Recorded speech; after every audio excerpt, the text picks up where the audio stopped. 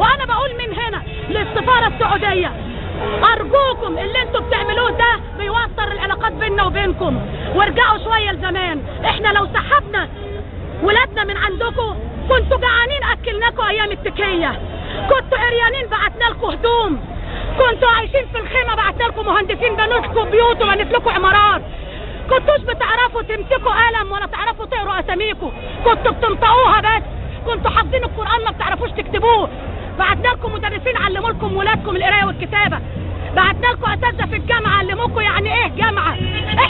احنا اللي وصلنا لكم المدنيه، واحنا اللي ودينا لكم العلم، واحنا اللي ودينا لكم كل حاجه ما كنتوش تحلموا بيها.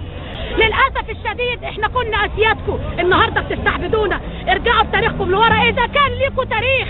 انتوا امه بلا تاريخ، امه الناقه والجمل، امه الخيمه. يا حفاه يا عراه يا عاله يا رعاة الشاه، عشتوا عالة علينا طول حياتكم. النهارده عايزين تذلوا اسيادكم، مش هنتذل. كرامة المصري فوق كل كبير وهنجيب حقنا. لقد مات فيصل بن عبد العزيز رحمه الله، وعندما استرجعت صفحات التاريخ القريب وبعد حرب رمضان سمعت للرجل أمنية كان يتمنى أن ينالها قبل أن يموت. انتقلت إلى لندن، وكان هناك رئيسة وزراء إسرائيل المرأة العجوز مائير، وانتقلت إلى مدينة الرياض وكان بها فيصل بن عبد العزيز عليه سحائب الرحمة، وأدلت مائير بتصريح وأدلى فيصل بتصريح. أما تصريح مائير فقد قالت في عاصمة انجلترا لن نتنازل عن مدينة القدس مهما كانت الأحوال، وقد يكون من الجائز أن نتنازل عن تل أبيب، ولكن من غير الجائز أن نتنازل عن مدينة القدس.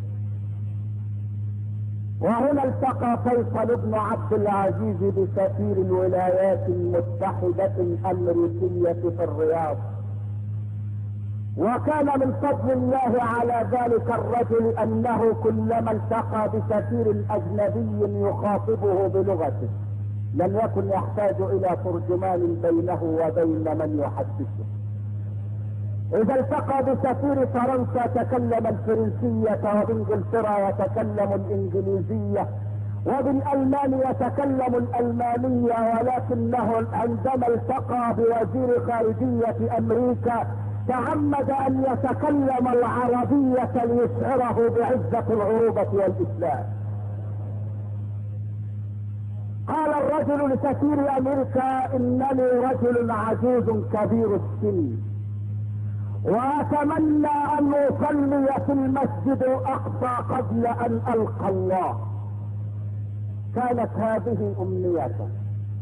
هذه الكلمة دخلت معامل التحليل في أمريكا، ودخلت وزارة البنتاغون، ودخلت في تحاليل صهيونية بعيدة المدى، ولقي الرجل جزاءه على هذه.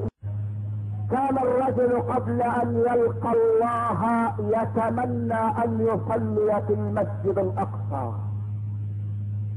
ولكن كان الطريق بين الأمنية وبين المسجد الأقصى بعيد المدى طويلا.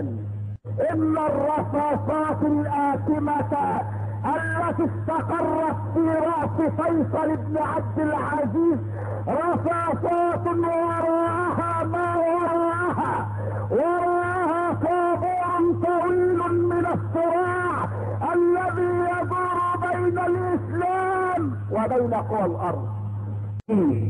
وبعد ذلك قالت جلد مائير في لندن: من الجائز أن نتنازل عن تل أبيب، ولكن ليس من الجائز أن نتنازل عن مدينة القدس.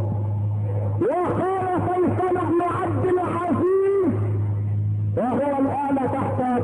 التراب اثر رشاشات غادره. قال اتمنى ان اصلي في المسجد الاقصى قبل ان القى الله.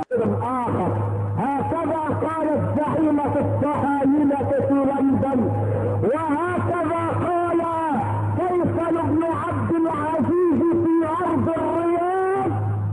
فقامت الدنيا وقعدت لان مدينه القدس عليها نزاع. الشرق وقام الغرب، ومن قبل كانوا يهددون باستعمال السلاح للاستيلاء على منابع البترول، لان فيصلا كان يستطيع